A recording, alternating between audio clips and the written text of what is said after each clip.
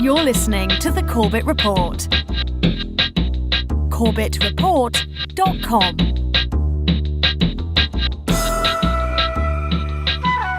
Welcome back, ladies and gentlemen. Welcome back to the Corbett Report podcast. I'm your host, as always, James Corbett of CorbettReport.com, coming to you from the sunny climes of Western Japan here in March of 2020, with episode 373 of the Corbett Report podcast, Medical Martial Law 2020. Now, if you follow the feeds at CorbettReport.com, you will know that last week I re-released a section of an old podcast, specifically episode 86 of the Corbett Report podcast on medical martial law, which was released in 2009 in the height of the swine flu pandemonium that was sweeping the globe at that time. And just last week, Corbett Report video editor Brock West revivified a section of that podcast in video format for release as a video to bring people up to speed on what I was talking about 11 years ago in regards to the laying of the infrastructure and legislative framework for the implementation of medical martial law in any declared public health emergency. And there are many different pieces, different cookie crumbs along that trail leading towards that medical martial law conclusion. And so I will exhort you, if you've not yet done so, to go back and not just watch that video section of the podcast, but listen to the entire podcast, which lays it out in a great degree of detail. And I will be taking that information for granted, that you are familiar with the steps that have already been put in place that I was outlining in episode 86. For example, the Model State Emergency Health Powers Act, which was drafted in the wake of the 2001 anthrax bioterror false flag event, which was subsequently adopted by over 40 states and allows for quarantines and mandated vaccinations in the event of any declared public health emergency. And it is that Model State Emergency Health Powers Act which gave rise to legislation in numerous different state legislatures that are now being implemented as I speak in various states declaring public health emergencies. So it is important to have that background and that legislative framework in place in your mind. So once again, I will exhort you to go back and refamiliarize yourself with the material in that previous podcast. But as you might guess from the title of today's podcast, I'm going to be updating the 11 years of information that has taken place between then and now to move us a little further along that road towards what we are seeing right now, which is the flicking of the switch and the turning on of the apparatus for medical martial law. It is happening, and it is important to understand how we got to where we are today in order to better understand what is likely to happen in the near future and what we can actually do about this. So roll up your sleeves, get a pen and paper. There's going to be a data dump of information today, but don't worry, as always, all of the links to all of the documents and videos and everything that we go through today will be in the show notes for today's episode at CorbettReport.com. If you are watching this on some variant of social media, the link to the show notes will be in the description for this video. So, that being said, let's get straight into it. And actually, we're going to start with a document that was originally drafted and put on the books in 2007, but actually was not released to the public at that time. We're just finding out about it now in the wake of the coronavirus pandemic freakout. So we're getting this information from The Nation, which on March 12th, 2020, reported on an internal pandemic document which shows the coronavirus gives Trump extraordinary powers. Specifically, they are talking about a document called the Operations Plan for Pandemic Response, which was drafted for the CBP, the Customs and Border Protection Agency, and that document is in this article, the complete document, so you can go and read through it. Full confession, I haven't had time to read through the entire document yet, but I have skimmed through important passages of it. And The Nation frames this story this way. They say, on Wednesday, that was previous Wednesday now, the World Health Organization designated the coronavirus a pandemic, meaning that the disease is now considered to have spread worldwide. But pandemics also confer extraordinary privileges on U.S. authorities. Last night, Trump announced a ban for the next 30 days on travelers flying from Europe to the United States. Well, already things have progressed much further than that, as you know, but this was the information at the time this article was drafted. And an internal CBP pandemic response plan obtained by the nation outlines the Immigration and Border Agency's ability to actively surveil and detain individuals suspected of carrying the illness. Titled Operations Plan for Pandemic Response and marked for official use only, the document was drafted during the avian flu pandemic of 2007. It's a blunt statement of authority describing Customs and Border Patrol overseeing potential tent cities of quarantined detainees at the border and coordinating with unspecified intelligence agencies, both foreign and domestic, as well as the Pentagon. Now, as I say, I will invite you to go and read the document for yourself and read the article from The Nation that frames that document, but it does frame it in a highly partisan way, talking about the evil Trump administration and their war on immigrants, as if this pandemic response plan that is in place, and as they state in this article, is the current on-the-record CBP pandemic response plan that is being used as the guidebook for what is happening right now, as if all of this only applies to immigrants or people from the third world or something. This applies to everyone, including, of course, even American citizens attempting to return to the United States, and does make them subject to the whims of CBP officials, such that coming into contact or exposure with this virus or exhibiting any symptoms of what could be COVID-19 is enough for the CBP to flex its muscle and authority granted through this document to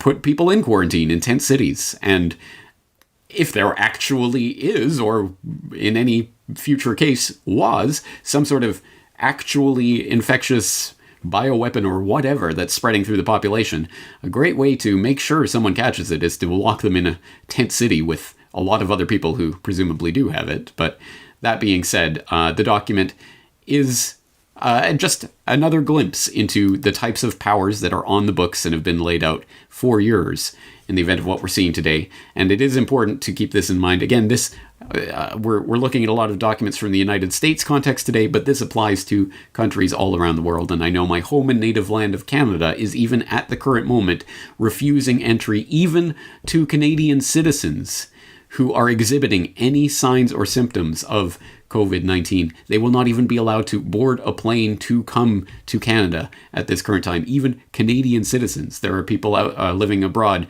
with permanent residencies or visas that are about to expire that are going to come home to Canada or were going to come home to Canada. They cannot do so because they are not allowed to and are in illegal limbo now. This sort of thing is exactly what was planned out in these pandemic response plans, including this particular document from the CBP. So take a look at that. But let's move ahead in the timeline from 2007 to 2010, where we encounter Lockstep. And Lockstep comes from a series of scenarios that were laid out by the Rockefeller Foundation in conjunction with the Global Business Network, and that were described in a document called Scenarios for the Future of Technology and International Development. And this document starts by noting that the Rockefeller Foundation believes that in order to understand the many ways in which technology will impact international development in the future, we must first broaden and deepen our individual and collective understanding of the range of possibilities. This report and the project upon which it is based is one attempt to do that. In it, we share the outputs and insights from a year-long project undertaken by the Rockefeller Foundation and Global Business Network, designed to explore the role of technology in international development through scenario planning, a methodology in which GBN is a longtime leader. It goes on to describe more about why it's choosing these various scenarios and why it's focusing on technology. But long story short, there are a number of different scenarios that they envision of what could happen in a more technologically dependent world in the future and what must happen as a result of that. And one of these scenarios that they were planning, again, on the records in 2010, was called Lockstep. And let me know if this sounds familiar to you.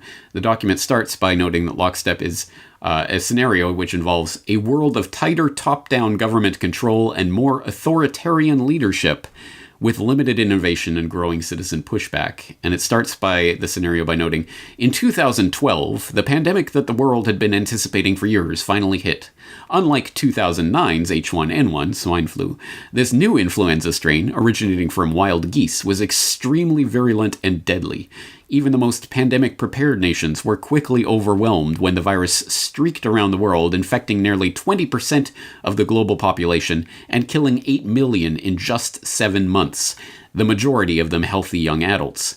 The pandemic also had a deadly effect on economies. International mobility of both people and goods screeched to a halt, debilitating industries like tourism and breaking global supply chains. Sounds familiar. Even locally, normally bustling shops and office buildings sat empty for months, devoid of both employees and customers. The pandemic blanketed the planet, though disproportionate numbers died in Africa, Southeast Asia, and Central America, where the virus spread like wildfire in the absence of official containment protocols. But even in developed countries, containment was a challenge. The United States' initial policy of strongly discouraging citizens from flying proved deadly in its leniency, accelerating the spread of the virus not just within the US, but across borders. However, a few countries did fare better. China in particular. The Chinese government's quick imposition and enforcement of mandatory quarantine for all citizens, as well as its instant and near hermetic sealing off of all borders, saved millions of lives, stopping the spread of the virus far earlier than in other countries, and enabling a swift post-pandemic recovery. China's government was not the only one that took extreme measures to protect its citizens from risk and exposure. During the pandemic, national leaders around the world flexed their authority and imposed airtight rules and restrictions, from the mandatory wearing of face masks to body temperature checks at the entries to communal spaces like train stations and supermarkets.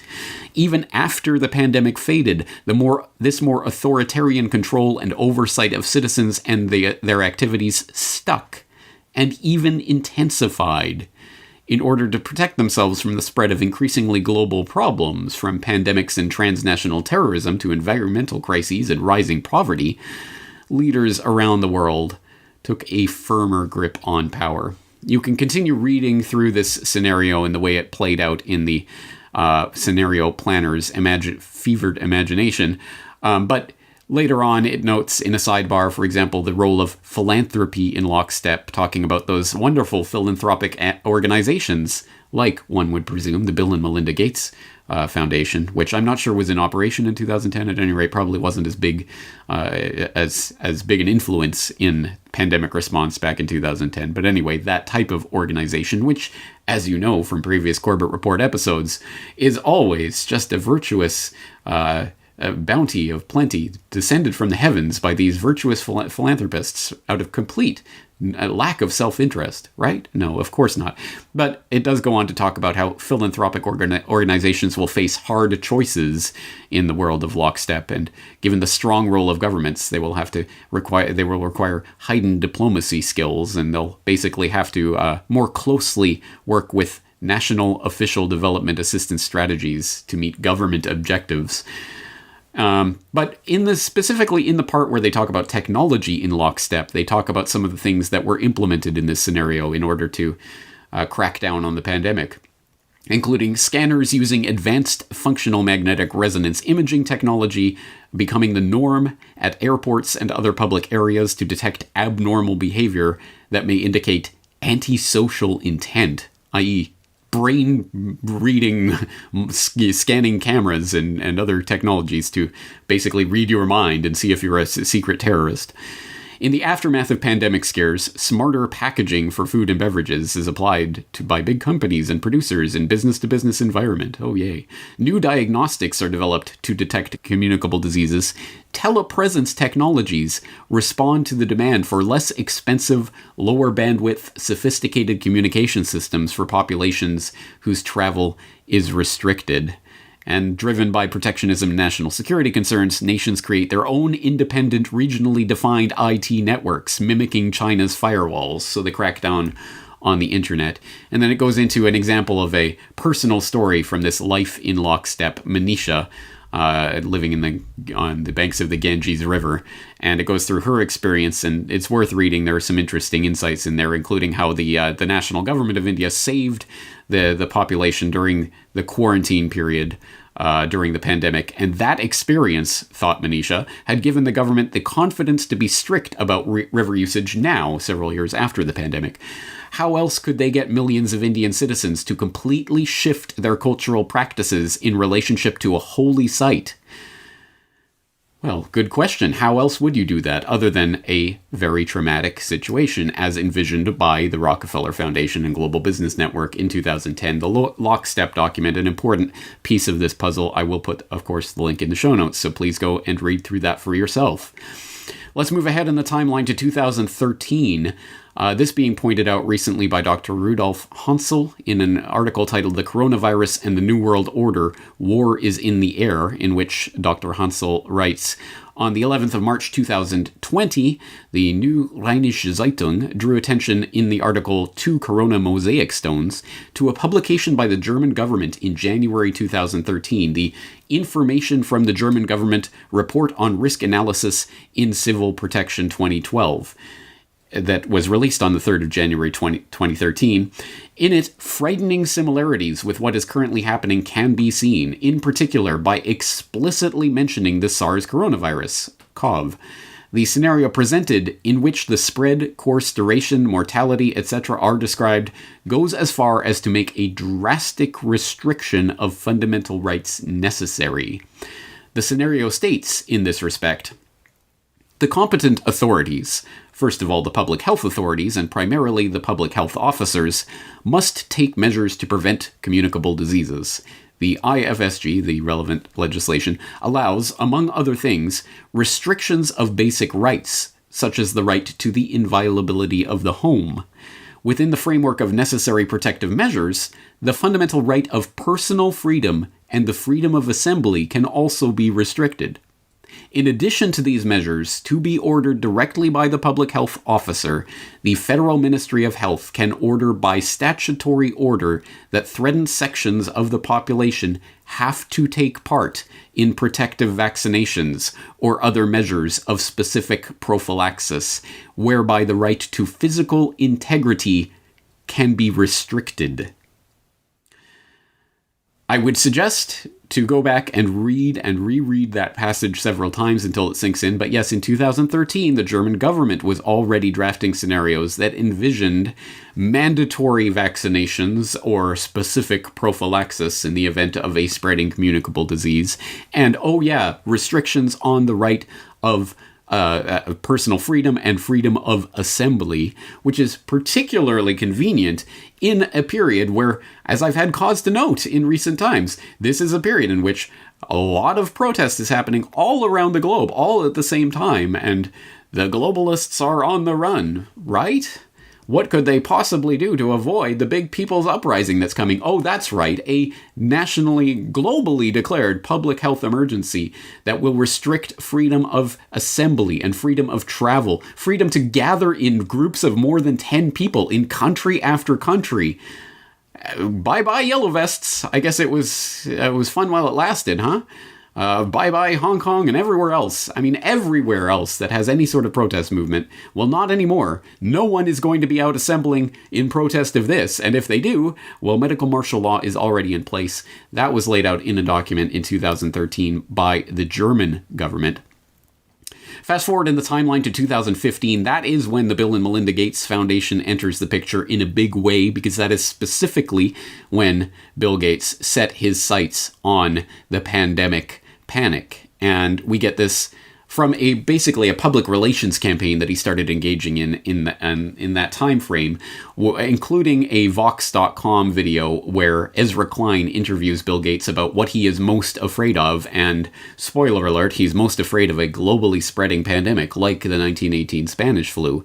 And at the time, he was also writing an op-ed in the New England Journal of Medicine about the Ebola scare of 2014. Remember that? The big Ebola scare? You're gonna die of Ebola? newsflash, I don't think many Americans did die of Ebola, but it was the big pandemic scare of 2014, which I covered extensively at the time. I'll put links back to my work on that topic at the time. But in the wake of that, in April of 2015, Bill Gates wrote an op-ed, essentially, in the New England Journal of Medicine called "The Next Epidemic: Lessons from Ebola," which was part of this pandemic panic freak-out public relations campaign that he was on at the time. And that article includes a very telling paragraph. "It's instructive to compare our preparations for epidemics with our preparations for another sort of global threat: war. The North Atlantic Treaty Organization, NATO, has a mobile unit that it is ready to deploy quickly. Although the system is not perfect, NATO countries participate in joint exercises in which they work out logistics, such as how fuel and food will be provided, what language they will speak, and what radio frequencies will be used. Few, if any, such measures are in place for response to an epidemic. The world does not fund any organization to manage the broad set of coordinated activities required in an epidemic.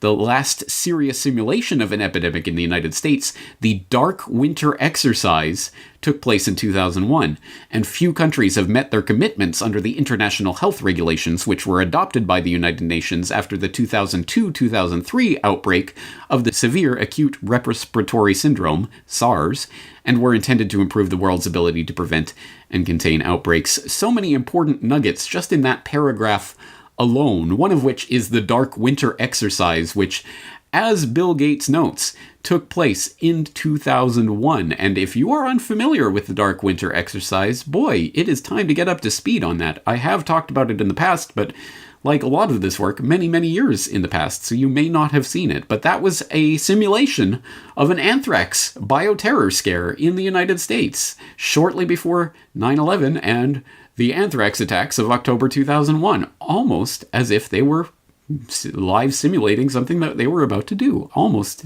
What an amazing coincidence. Extremely interesting, and you should take a look at that exercise and the fact that it contained faux news reports that were dressed up to look like real news reports about how the anthrax was spreading and how it was affecting different populations. Again, some of the very people responding to the October 2001 anthrax crisis sitting there at the tabletop exercise in 2001. Also, of course, wartime footing. We need a wartime footing for pandemic response, and that is something that's popping up in the news as I speak. Emergency war powers that have not been invoked since the Korean War, for example, in the case of the United States, are being invoked right now because we are at war once again, this time with a hidden enemy. Where have we heard that type of rhetoric before? And again, invoking the specter of SARS, the coronavirus. Of course, now we're dealing with SARS-CoV-2, the electric boogaloo. So a lot of things go back to this. It's an important article for people to read through to understand the Bill and Melinda Gates Foundation and their angle on this, the philanthropic organizations who are going to help to coordinate the international global response that will be necessary. This is, of course, what it always comes back to, because some people are saying this is the end of globalization as we've known it. This is going to upend everything. On the contrary, this is a fail-forward event in which the very globalist purveyors of the globalist ideology are going to push even further and even harder. We're going to need a global pandemic response agency that's going to be funded by all countries and is going to be able to subsume the national sovereignty of any given country as a result of what's happening right now. And that was, again, laid out by Bill Gates 5 years ago.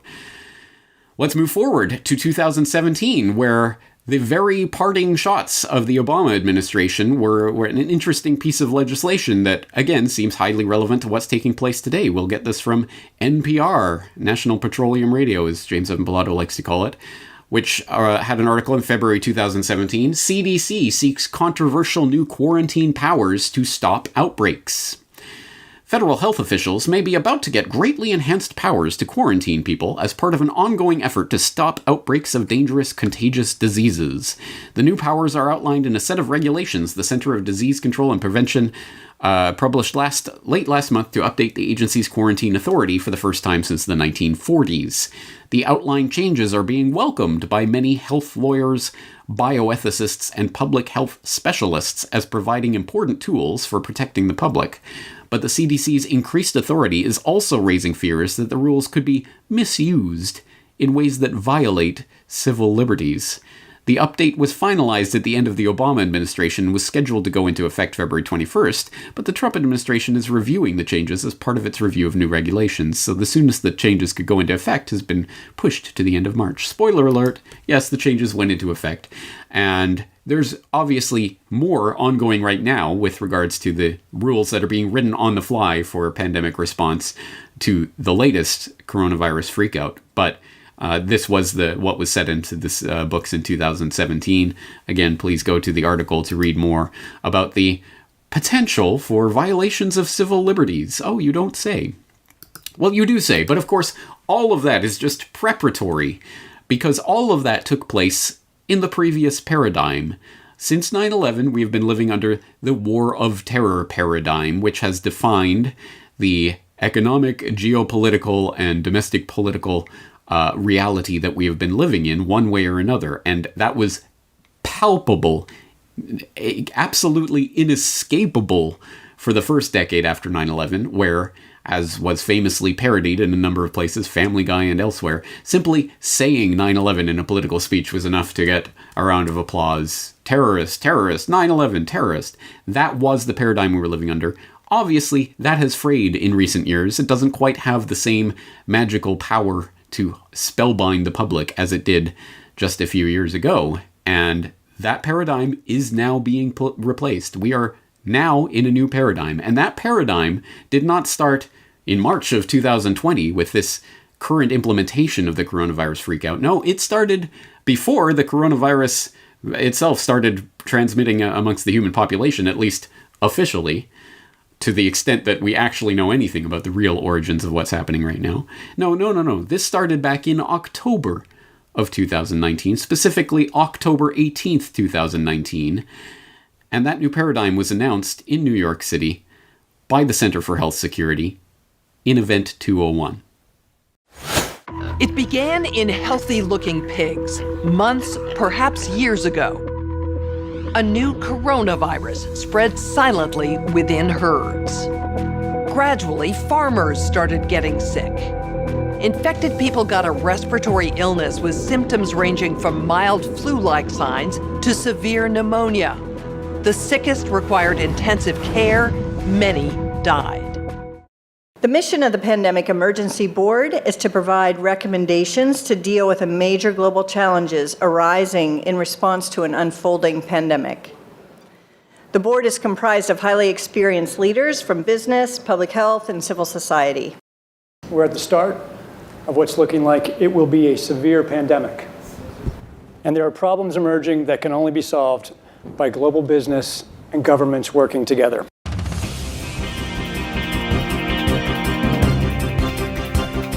Public health agencies have issued travel advisories, while some countries have banned travel from the worst affected areas. As a result, the travel sector is taking a huge hit. Travel bookings are down 45%, and many flights have been canceled. Governments need to be willing to do things that are out of their historical perspective, or for the most part, it's really a war footing that we need to be on. We shouldn't underestimate the power of entrepreneurship. We need to escalate that, whether it's through the government's helping with tax breaks or subsidies of that nature to increase manufacturing of those types of products. It can happen quickly. A Marshall-type plan, don't mean to say that exactly, but a Marshall plan that can go into effect can stimulate change very quickly. Now, as I'm sure you know, if you do follow alternative media, much has been said already about Event 201 and what was taking place there. If you're completely new to it all, I will put links into the video and to the website and to the press release and other materials that will give you a better sense of what Event 201 was and what it was attempting to do, at least officially speaking. And I will also provide links to the propaganda report, the propreport.com, which has done a special report about the Event 201 agenda, highlighting the recommendations, the call to action that was issued as a result of this tabletop exercise that was held in New York in October of 2019, involving some of the very players who are now in the front lines of this fight against the coronavirus pandemic that they themselves were simulating, exactly like Dark Winter. And that includes the heads of the US CDC and the Chinese CDC and others. The full list of participants will be linked in the show notes. But specifically in this call to action, they talk about the various things that the World Economic Forum, the Johns Hopkins Center for Health Security, and Bill and Melinda Gates Foundation jointly propose as a result of their findings playing out this coronavirus pandemic scenario in October. Number one, governments, international organizations, and businesses should plan now for how essential corporate capabilities will be utilized during a large-scale pandemic.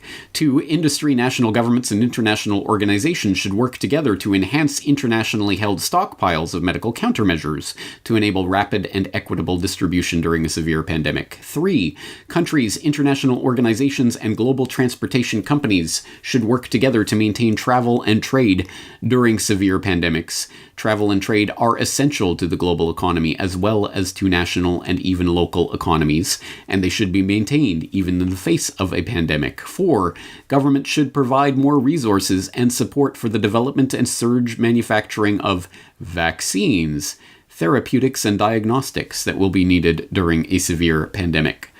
5, global business should recognize the economic burden of pandemics and fight for stronger preparedness. 6, international organizations should prioritize reducing economic impacts of epidemics and pandemics. And 7, governments and the private sector should assign a greater priority to developing methods to combat mis- and disinformation prior to the next pandemic response. Please do go read through that full list.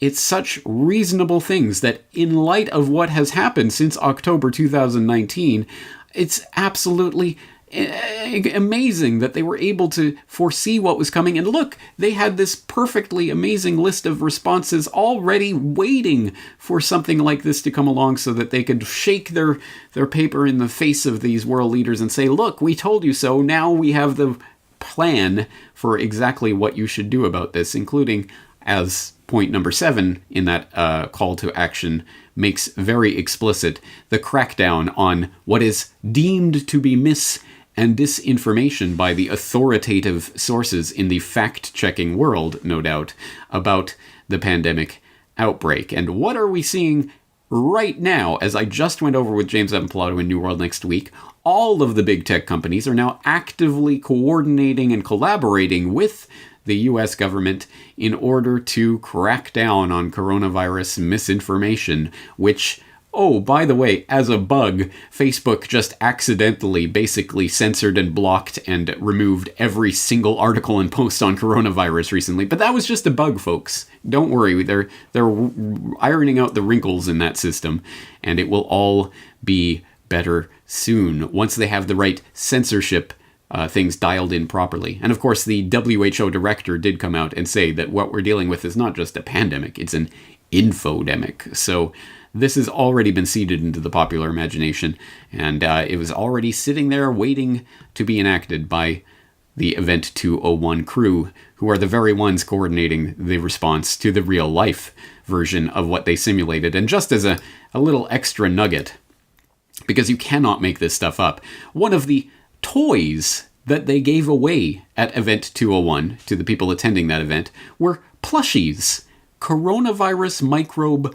plushies that were given away to all of the participants. Oh, isn't that so cute? They had little coronavirus plushies that they got to take home with them as a little souvenir, a little memento of the dawning of the new age of coronavirus-led microbial terror. But don't worry, the good folks at PolitiFact have come along and deemed it mostly false that Event 201 gave out stuffed souvenir coronavirus toys, because as they go on to note, well, yes, they did actually give out stuffed toys that really are meant to be coronavirus microbes, but context is everything, and they weren't actually predicting the novel coronavirus that they were talking about simulating in that simulation. Again, all of these fact checkers are parodies of themselves, but this is the framework that has been decided upon for censoring information on the internet from here on forward. So if you're hearing my voice, consider yourself lucky that you have found it at all, and who knows how long this type of message will be allowed to be spread on the internet via any sort of major platform. But as I say, Event 201, October 2019 really was the marking of the new era that we have stumbled into one way or another. And that era is now coming to fruition. And there are many different aspects of what's going on right now, and the very many different power grabs that are being taken by authoritarian structures all around the world. Just as after 9/11, every authoritarian in the world was happy to see that event occur, in the sense that it gave them carte blanche to call all of their enemies terrorists and launch a war upon them. Well, now the authoritarian structures around the world are benefiting from the massive power grab that is taking place right under our nose. And there are many different aspects to this, including the incredible steps that have just taken place just in the past few hours. As I'm recording this podcast, Trump taps emergency powers as virus relief plan proceeds, in which we are learning that a 70-year-old wartime piece of legislation known as the Defense Production Act is being put into place to essentially nationalize certain industries and services at the behest of the government to create medical relief supplies. Well, isn't this great? We can nationalize industry and make sure that it all works and functions in the way that we need in order to save lives, of course. That's what it's always about. Well, we will get more into the economic and other aspects of what's going on in future editions of this podcast, but today we're focusing specifically on the invocation of martial law and martial law type powers on the back of what is happening right now. And you don't have to go very far to see that that is exactly what is happening, even as I speak. Now, the epicenter of this outbreak, the city of Wuhan, has just handed over the first of 2 temporary hospitals to the Chinese military medical teams. In response to the worsening situation and ahead of an anticipated nationwide curfew, the IDF entered its highest state of alert, which practically means the Israeli military's emergency preparedness for war. The president of the region of Lombardy has said that he wants the military to be called in to enforce the lockdown, calling on people to stay at home. This is really the mantra that they're leading out to the public at large. This morning, emergency measures in New York. The state's governor deploying the National Guard to New Rochelle, a suburb of New York City, in an effort to contain a coronavirus outbreak there. Residents within a 1-mile radius required to stay within the area for a 2-week period. It is a dramatic action, but it is the largest cluster in the country, and this is literally a matter of life and death. Anybody can look at a map, and basically New Rochelle is a point where if you have the military, you can deploy them within 15 miles of each choke point. And then the city and Long Island are both landlocked. I am faced with the podcaster's dilemma of sitting here in March 2020 in the midst of an ongoing and unfolding story, the end of which I obviously do not know and cannot present to you. I can only present to you the slices of information that I have at my disposal as I'm recording this, which will undoubtedly already be out of date by the time you're listening to this, even if you listen to it as soon as I release it, let alone days, weeks, months, or years after the fact. So I can only give you a slice of the information that is at hand right now, but I can tell you that martial law and the specter of martial law is very much in the air in the United States and elsewhere, reflected in any number of stories that are trending on the news pages right now, the mainstream news pages, about what is martial law and is martial law coming to America. For example, we can get this from Fox Business. What is martial law? Increase in COVID-19 related rules, curfews has led to circulation of rumors surrounding martial law, and it helpfully defines martial law as a term that describes the government order of replacing civil rule with the military in a time of war or emergency. And in the US, it notes the president must order for the establishment of martial law, which would in turn transfer power into the hands of the army. But the change in power must only last through the duration of the emergency, according to Cornell Law School's Legal Information Institute. Well, actually, for people who have been paying attention over the past 18 years, the national emergency that was declared on 9/11 has been renewed every single year by every single president since then. So there is a state of emergency, which some researchers, like Peter Dale Scott, who knows what he's talking about, has said essentially the Constitution has been null and void since that point. There has been a martial law scenario in place in the United States that has been operating. But that sounds like conspiracy theory. If that was the case, surely we would know about it, wouldn't we? Oh, would we? So exactly what has and has not the president declared? What exactly is his authority in a situation of emergency anyway? Actually, that's classified. And don't look to conspiracy theorist James Corbett for that take. Look to CNN, where Zachary Wolf just reported in the last 24 hours, what's the full extent of Trump's disaster authority? That's classified, security expert says. And this article cites Elizabeth Goitin, the co-director of the Liberty and National Security Program at the Brennan Center for Justice at New York University, who notes that there is no single law giving the federal government authority to lock down the entire country, but there are secret documents that have never been publicly released, giving the president emergency powers. So the emergence into the public consciousness of the fact that there are secret orders that Americans are going to be subject to, and presumably already are, although we don't really know, because again, you're not allowed to know even what powers exist, let alone whether or not they've been enacted. So take the public declaration of this is martial law for what it's worth, which is not very much, because there does not need to be such a public declaration when all of these secret classified powers are already at work behind the scenes. Here's something that we can see on the surface is, for example, militarytimes.com reporting on here's the latest National Guard mobilizations by state, talking about how governments across 23 states have mobilized components of the Army and Air National Guard to assist in their state's response to the COVID-19 pandemic, including drawing up over 2,000 guardsmen to active duty status. But for a more in-depth look at what is coming, we can look to articles like this one, Coronavirus versus Constitution, What Can Government Stop You From Doing in a Pandemic?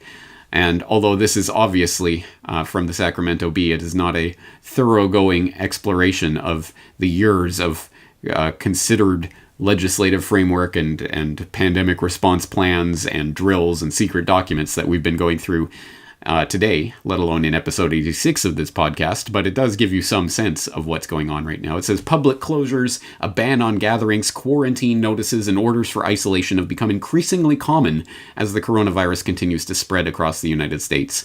Officials in Washington State and San Francisco are limiting the number of people allowed to attend public gatherings. Again, this is already outdated information. The governor of California joined them on Thursday, urging the cancellation of all events with more than 250 people in attendance.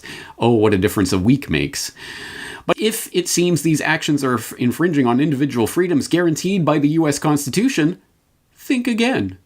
And it says, you don't have a right to assemble against the backdrop of known public health risk, James G. Hodge told McClatchy News. Oh, okay. Oh, I see. Oh, there's a public health risk that's been declared by authorities. All right, all bets off the table. Everything scrapped. That's what this country was founded on. That's what we fought and died for, was some president come along and declare an emergency, and everything is off the table. And please note that whatever takes place in the coming weeks, this is the precedent that will be used in the future. And even if you agree 100% with what is happening right now, that there is a real known public health risk that is threatening people and threatening lives, so it is absolutely necessary for the government to invoke these powers and take all your privileges and rights away, well, that will happen again and again and again. And just imagine if some duplicitous leader somehow or other got in some position of authority and used this pandemic panic button or any other button in the emergency button room to invoke these powers for their own political gain or purposes. Could that ever happen? Oh, not in the United States. More pieces of this puzzle that we can put together at this point. For example, Politico last week reporting on how America's national security machine stares down a viral threat, noting how the National Security Council is coordinating the White House's response to this pandemic, has been in charge of it since mid-January. They are coordinating with the intelligence agencies and presumably with the military as well on emergency plans for what is coming. And we also get this glimpse just in the last couple of days from SeattleTimes.com in an article that was, again, immediately scrubbed by Facebook as part of their bug, which is having a little problem censoring the right misinformation in this coronavirus infodemic. But this article, U.S. government tech industry discussing ways to harness location data to combat coronavirus.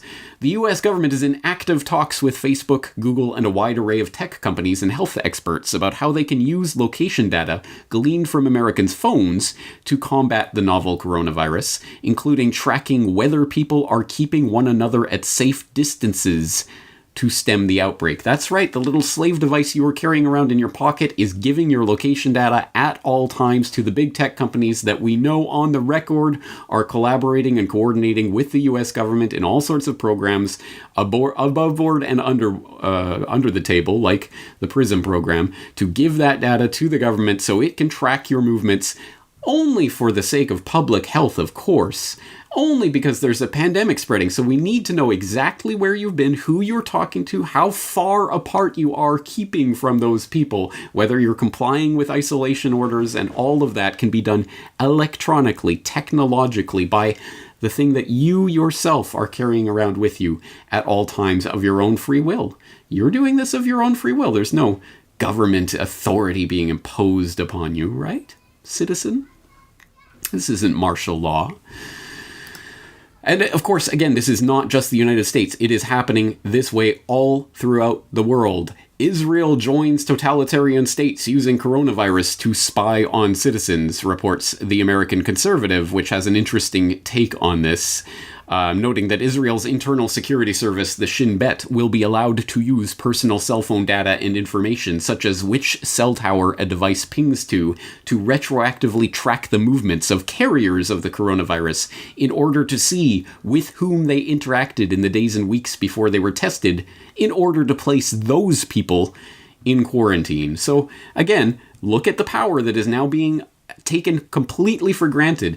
Simply having been in the vicinity, or having one of your devices been in the vicinity of a device of someone who has then been declared by a faulty test that we know is not worth the paper that it's written on, to have been a carrier of this virus, you can then be quarantined. And you cannot assemble in groups of more than 10 people, and you cannot... All of these things that would be necessary for any type of resistance to any sort of governmental measure are now systematically being scrapped and stripped from the public, not to widespread approbation, but to cheers from the public. Yay! Let's get those damn quarantine evaders.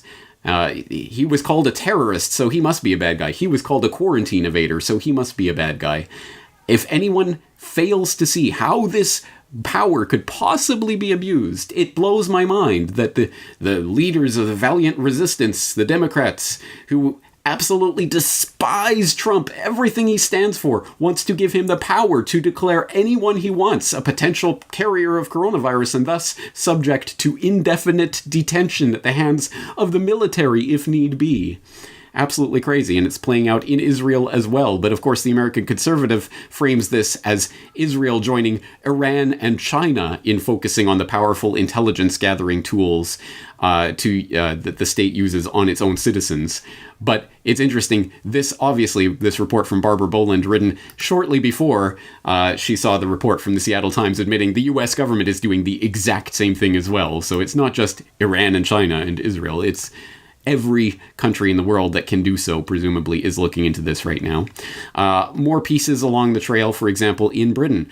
We get from news.sky.com, coronavirus, thousands of armed forces staff could be put on standby over COVID-19 spread. More than 10,000 British soldiers, sailors, and airmen could be put on standby in the coming weeks as the coronavirus crisis worsens. Officials have been drawing up plans for weeks and are now ready to submit proposals to the Prime Minister. The plans, codenamed Operation Broadshare, according to Army sources, were originally due a few weeks ago, but have been delayed so they can be altered to reflect the rapid spread of the virus. So yes, the military is being prepared for its role in helping out with this disaster response. And here comes Canada as well, my home and native land, which it has been trending in the news recently about the Emergencies Act, previously known as the War Measures Act, which received royal assent in 1988 and was created to provide a legal framework for power to be temporarily consolidated with the Prime Minister and Cabinet to issue executive orders during national emergencies like COVID-19. And it has only ever been invoked 3 times in Canada during the First and Second World Wars, as well as during the October crisis of 1970, when members of the Front de Libération du Québec abducted then provincial Deputy Premier Pierre Laporte and British diplomat James Cross. And of course, there's always that infamous clip of Pierre Elliott Trudeau, the presumed father of the current Canadian Prime Minister, saying, "How far will you take this? Oh, just watch me," invoking the Emergencies Act and martial law in Canada in 1970. Well, now we have the Sun invoking that specter here in 2020 to combat a very different threat, but one that nonetheless is threatening to shake the foundations of our entire planet, etc. This report coming from Global News, Coronavirus, how the Emergencies Act could help Canada's struggling economy. But it's not just the Emergencies Act. As previous Corbett Report guest, Dan Dix at pressfortruth.ca has pointed out, there's another act that may come into play in this crisis, the Quarantine Act. At any cost? How far would you go with that? How far would you extend that? Just watch me. At reducing civil liberties? To that extent? To what extent? Well, if you extend this and you say, okay, you're going to do anything to protect them, this include wiretapping, reducing other civil liberties in some ways? Yes, I think the society must take every means at its disposal to defend itself against the emergence of a parallel power which defies the elected power in this country. And I think that goes to any distance. So long as there is a power in here which is challenging the elected representative of the people, I think that power must be stopped. And I think it's only, I repeat, weak-kneed, bleeding hearts who are afraid to take these measures.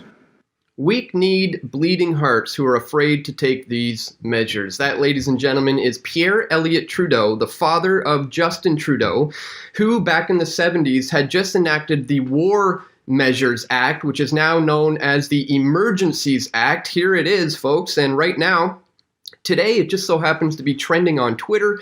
We see Emergency Measures Act and Emergencies Act now trending on Twitter because just today, Trudeau announced they may now have new emergency measures under consideration. So this has a lot of people talking about what he potentially means when it comes to enacting this act, which is why it's trending on Twitter. But today I want to bring to your attention another act that I think is of the utmost importance that's largely going under the radar and completely missed by everyone.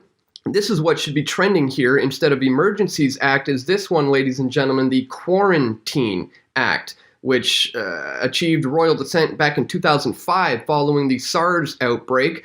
And this is the one that would give the Canadian government the ability to enact all-out martial law and to completely obliterate the rights of Canadian citizens. So in this video, we're going to be taking a close look at just what kind of things the Quarantine Act is going to give the Canadian government the ability to do to you and me under this COVID-19 pandemic.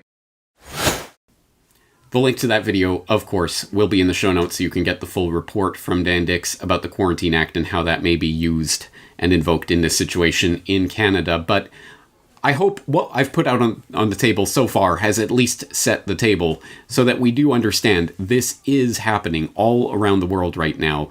Military responses of various sorts, the type of martial law response is being readied in country after country after country. And it will look different in different countries and it will be implemented differently in different countries, but it is on the table and it is being readied now. And it is important to understand that what is about to happen is essentially a PR campaign for martial law. It is the softening of the public to the idea of martial law, because the most likely scenario for the unfolding of this martial law crackdown will not be army officers with guns pointed in your faces shooting people's heads off in plain sight. It will be the friendly, cuddly, wonderful army coming along and making sure that distributing food or whatever it is in crisis situations, and yes, helping to enforce quarantines and what have you. That is the propaganda coup for the martial law planners that could be about to take place. And that actually is the nightmare scenario, because people who have been warning about the dangers of martial law and martial law scenarios, who have been called crazy conspiracy theorists for thinking that governments would ever bring in the military to involve in day-to-day policing. Well, now, of course we need the military here, and of course it's going to be sunshine and rainbows when it happens. And the absolute nightmare scenario is if it is done, and there is a hunker down, and we got to get through this, and weeks or months or however long later, it's lifted, and oh, what a relief. Everything's better again. All right, so that wasn't so bad. I guess these powers are good, and I guess anytime there is a nationally declared emergency, now that precedent has been set, the switch is a lot easier to flip on now, isn't it? And that will happen, and that is scary, because it does undermine the argument against martial law. Why are you so scared of this, you crazy conspiracy theorist? This is an interesting propaganda phenomenon that I've noted before. In fact, most recently in a conversation that was just recorded with Charlie Robinson for a program that he does for Iconic that has not yet been released, at least at the time that I'm recording this podcast, but I will include a link to it when and if it does become available. But I'm just going to play a short clip from that conversation that we had along these lines to help you to understand what is happening and the propaganda coup that could be taking place right under our nose. Well, we in the alternative media / conspiracy research world have talked about martial law for a long, long time. It's this theory. It's this thing out there. It's, that's what happens in war-torn countries. That's what happened in, in World War II or it's abstract to us. But you'd put out a new video talking about medical martial law. And it struck me that that might be the most realistic form of martial law, because in order for overt martial law to take hold, you think of people, troops on the streets with guns telling you have to stay inside your house. But as we know, the best form of censorship is self-censorship. So the best form of martial law is self-martial law, where you quarantine yourself. And it seems that the medical component to this is, if you were an evil genius sitting in your bat cave, trying to think of some way to control the population, you'd say, well, I'd want them to control themselves. They couldn't devise a better way of doing it than a medical pandemic, could they? This is just the blueprint for us demanding our own self-isolation. Is it not? Exactly right. And it's almost like they did engineer this. Oh, well, what a crazy thought that would be, you conspiracy theorist. Put my tinfoil hat on. Yeah, exactly. Well, I have no definitive proof on that one way or another. It seems quite likely to me that assuming this is really spreading and this really is a thing, which even that has question marks over it, but assuming it is, it would seem most likely to me that this is some sort of engineered virus of some sort that may have escaped by accident. It may have been unleashed on purpose. Again, I don't know, and I'm not going to speculate on speculation.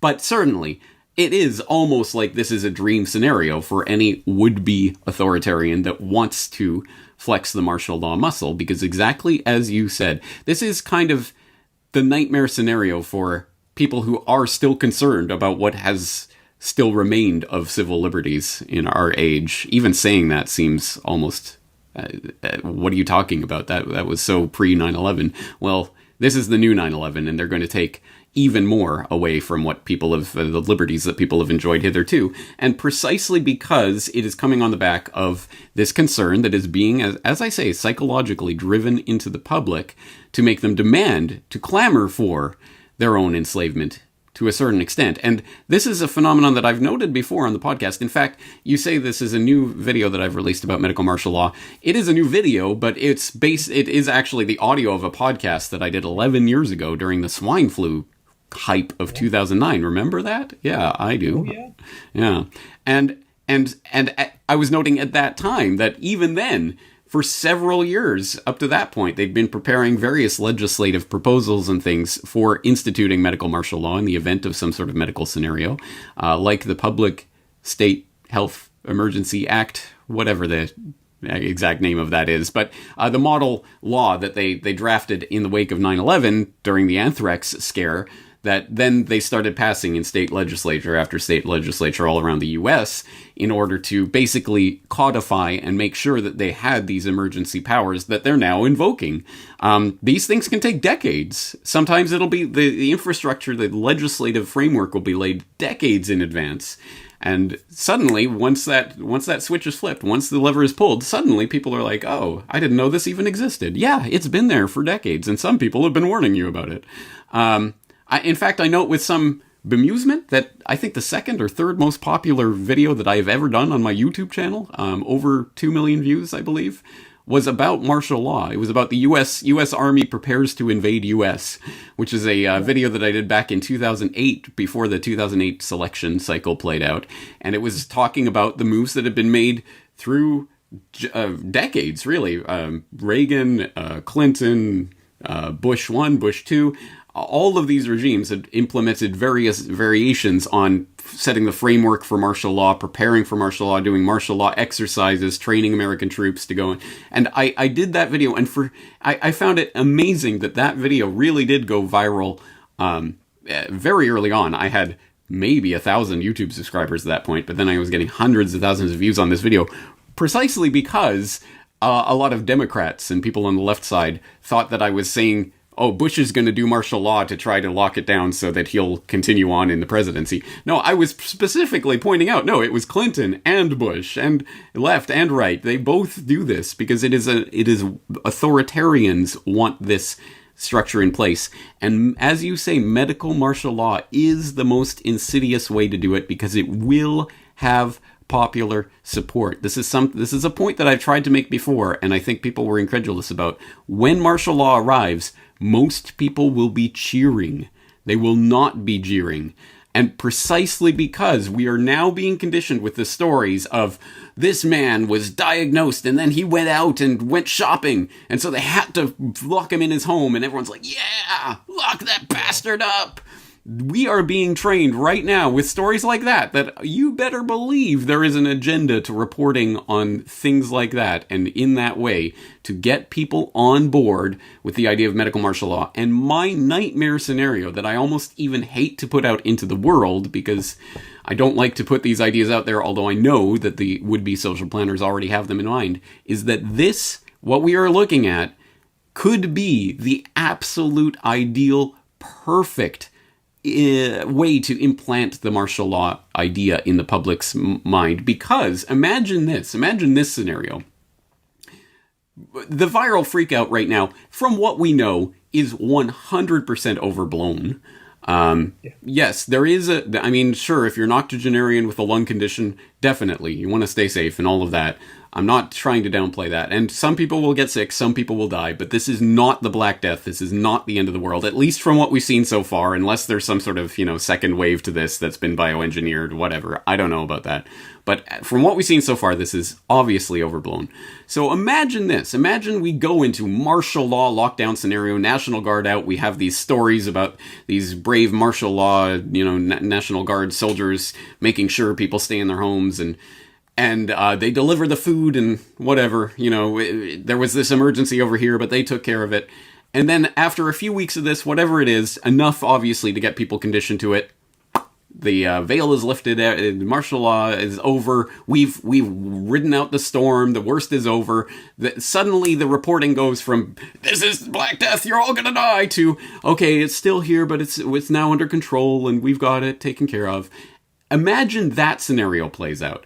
And everyone who now tries to say martial law and, they're coming, troops will be on the streets, will be looked at as, oh, you silly conspiracy theorists, there was martial law and it was fine. Imagine that scenario playing out, because that will be the ultimate, 100%, the greatest propaganda coup for the authoritarians there ever could be. Yeah, martial law happened and it was okay. It wasn't, we had to hunker down, but we all stuck through it and it was all right. And in the end, they went away and everything's better again. So they have these martial law powers on the books. It's happened before. The precedent is set. It's there forever. Their power that they can take at any time. As soon as they drum up fear into the public, people will dutifully lock themselves in. It's a propaganda coup that could be taking place right now, and I fear to see that, because, again, our ability to get people concerned about the very real loss of fundamental liberties that is taking place right now will be vastly undermined. They'll cut the legs out of all of us conspiracy realists who have been warning about this for years, and will want to warn people about how this power could be abused. Again, it's a horrific situation because it works so well for the propagandists and the authoritarians. The very first step in solving any problem is to admit that there is a problem. And usually you wouldn't think that that's very difficult to do, but it is nonetheless a fact that in any time of great crisis or adversity, a trick that your own brain will pull on you in order to give you a false sense of security is to normalize the situation. There's no crisis, there's no emergency, everything will go back to normal in a few weeks and we'll continue on with our lives as they were before. Do not normalize what is happening here. This is not normal. Medical martial law, troops on the street, internal passports and checkpoints, orders to shelter in place, permission to leave your home, enforced quarantines and isolation, business closures, nationalization of industry, collapses of economies. This is not normal. This is a crisis, and we have to recognize it as such. The calm, rational, measured response to finding out that your house is on fire is not to sit there and pontificate and wonder what things will be like for a few hours from now. No, it is to get out of the house and to start pouring water on that fire. You have to do something, but the very, very first step is to realize that there is a problem. So do not normalize, do not give in to the temptation to normalize the absolute craziness that is happening right now. Realize that this is the perfectly logical end result of decades of carefully laid infrastructure for the implementation of a medical martial law situation. And what is happening right now are powers being accrued by authoritarians that will never be relinquished. Once these powers are put in place and the precedent is there, even if the emergency is released and everything goes back to normal a few weeks from now, it will be a new normal in which any authoritarian at any time will be able to press the panic button to cause pandemonium in the public and to reclaim all of these emergency, temporary measures that are being claimed right now. This is a big deal, and we do need to be concerned about it. Now, the very first step, as I say, is to admit that there is a problem. The second step, once you understand that there is a problem, is to inform yourself about that problem, the history of that problem, where it came from, and what you can do about it. And on that note, there are going to be lots of notes in the show notes for you to go through, lots of links to articles and videos and other things that will help to further inform you about this very important time that we're living through. And as always, one of the greatest resources that we have is each other, which is why I wholeheartedly exhort the Corbett Report community to come together. Members, Corbett Report members, please leave your experiences, your thoughts, your observations, your links, your research in the comment section at corbettreport.com. We need to learn our way forward on this together. But it all starts from admitting that this is a crisis. There is an emergency situation happening right now. And the calm and rational and measured response to an emergency situation that is happening around you is to let others know there is a problem here. Do not normalize this. This is not normal. We are heading into medical martial law.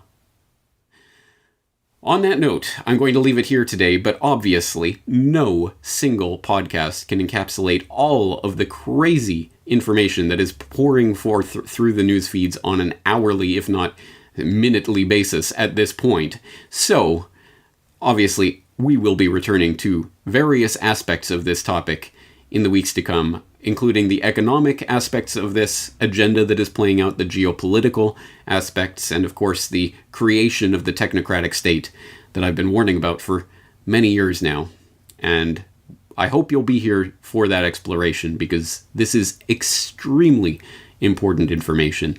But we're going to leave it here today. I am James Corbett of CorbettReport.com. Looking forward to talking to you in the very near future. The Corbett Report is brought to you by the Corbett Report subscriber, a weekly newsletter featuring James Corbett's International Forecaster editorial, recommended reading and viewing, discounts on Corbett Report DVDs, and once a month, a subscriber-only video. Sign up today to start receiving your copy at CorbettReport.com/support.